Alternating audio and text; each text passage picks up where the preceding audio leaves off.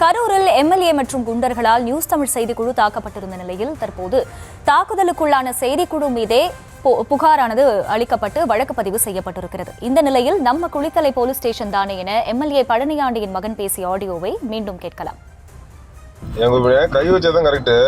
அவனை அடிக்கணும் தெரியும் நமக்கு என்ன ஸ்டேஷன்ல கம்ப்ளைண்ட் கொடுத்துருப்போம். என்ன சொல்றா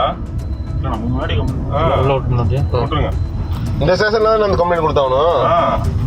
எங்க நடந்துச்சு அதானே சம்மத போலீஸ் ஸ்டேஷன் கை வச்சதான் கரெக்ட்.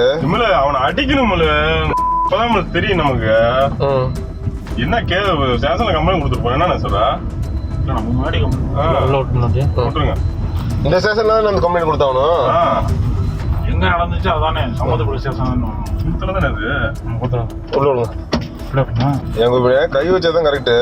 அவனை அடிக்கணும் தெரியும் நமக்கு என்ன ஸ்டேஷன்ல கம்ப்ளைண்ட் கொடுத்துருப்போம். என்ன சொல்றா இந்த ஸ்டேஷன்ல நம்ம கம்ப்ளைண்ட் கொடுத்தாவணும். எங்க நடந்துச்சு அதானே சம்மத போலீஸ் ஸ்டேஷன் கை வச்சதான் கரெக்ட்.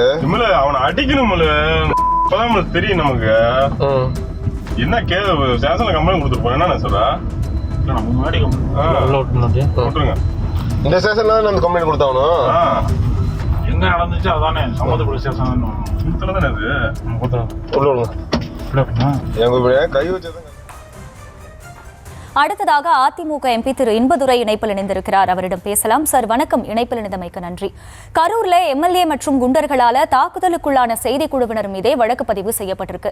இது பொய் புகார் அப்படிங்கிறதுக்கு எடுத்துக்காட்டாக பல்வேறு ப்ரூஃபும் நம்மளால கொடுக்கப்பட்டிருக்கு. இந்த நிலையிலும் கூட இந்த மாதிரியான ஒரு பொய் புகாரின் அடிப்படையில் வழக்கு பதிவு செய்யப்பட்டிருப்பதை எப்படி பார்க்கலாம்? ஏன் அவர்கள் மீது எந்த நடவடிக்கையும் எடுக்கவில்லை அப்படின்னு நீங்க நினைக்கிறீங்க?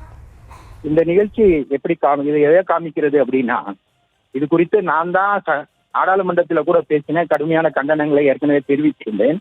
இந்த நிகழ்ச்சி மூலமா என்ன தெரியுதுன்னா, அரசாங்கம் முட்டை அம்மிக்கல்லையும் உடைக்கும்னு சொல்லுவாங்க இல்லையா, அது நடந்திருக்கு. ஒரு சம்பவம் நடந்திருக்கு. அந்த சம்பவத்துல இருதரப்பும் புகார் இருக்கு. ஆனா எவிடன்ஸ் எப்படி இருக்கு அப்படின்னா, அந்த எம்எல்ஏ பழனியாண்டி தன் கையை ஓங்கி அடிக்க வருகிற காட்சியை நீங்க வெளியிட்டீங்க அப்படின்னா பழனியாண்டி மேல எஃப்ஐஆர் போட்டிருக்கணுமா இல்லையா? இருதரப்பின் மேல் வழக்கு போட்டிருக்கோம்னு சொல்றது எந்த விதத்துல நியாயம்? இப்போ பத்திரிகையாளர் ஒரு செய்தியை படம் பிடிக்க செல்றாங்க. அது செய்வதற்கு அவர்களுக்கு உரிமை இருக்கிறதா இல்லையா? ஒருவேளை பணம் கேட்டு பத்திரிகையாளர் அங்கு சென்றிருந்தால் அந்த புகாரை அந்த சட்டமன்ற உறுப்பினர் எங்க கொடுத்துருக்கணும்னா போலீஸ்ல தான் கொடுத்துருக்கணும். அவரே சட்டத்தை கையில எடுத்திருக்க கூடாது. ஏன்னா நீங்க தவறா கல்குவாரி நடக்குது, அங்க குவாரி நடக்குது, தவறான ஆக்டிவிட்டிஸ் சொல்லி செய்தி சேகரிக்க பத்திரிகையாளர் செல்கிறார். இந்த இடத்துல ஒரு சம்பவம் நடக்குது. இப்ப என்ன சொல்றாங்க அப்படின்னா, இல்ல அவர் பணம் கேட்டு வந்தாருன்னா நீங்களே தாக்குவீங்களா? ஒரு அரசியலமைப்பு சட்டப்படி பதவி பிரமாணம் எடுத்துக்கிட்ட ஒரு சட்டமன்ற உறுப்பினர் இவ்வாறு செய்யலாமா என்று நான் கேட்கிறேன். இதுல ஏன் இந்த சம்பவங்கள் நடைபெறுகிறதுன்னா, இந்த ஆட்சியில இதுதான் நடக்கும், இதுதான் இருக்கும். நான் ஏற்கனவே சொல்லிட்டேன், இது ஒரு முறையில்லாத ஒரு ஆட்சி. இந்த ஆட்சியில இப்படித்தான் இருக்கும். இதுக்கு யார் காரணம்னா பத்திரிகையாளராகிய நீங்க தான் காரணம். கடந்த 4-5 வருடங்களாக இப்படிதானே தொடர்ந்து சம்பவம் நடைபெற்று வருகிறது. அப்படியெல்லாம் நான் பத்திரிகையாளர் சொல்றது உங்களை குறிப்பிட்டு சொல்லல, பொதுவாக தான் சொல்றேன்.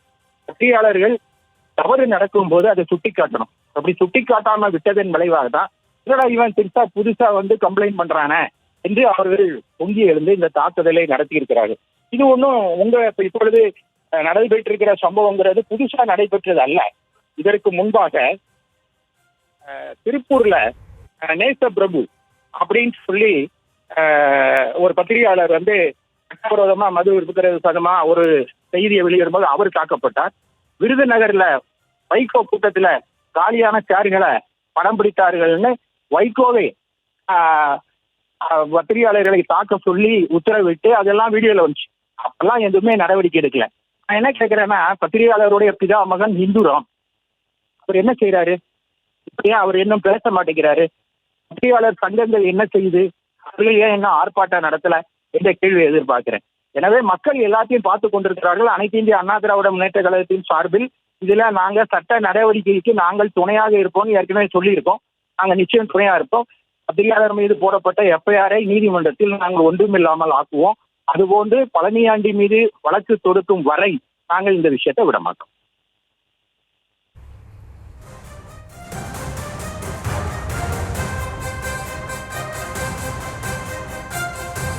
இணைப்பில் இணைந்து உங்களுடைய கண்டனங்களை பகிர்ந்து கொண்டமைக்கு நன்றி சார்.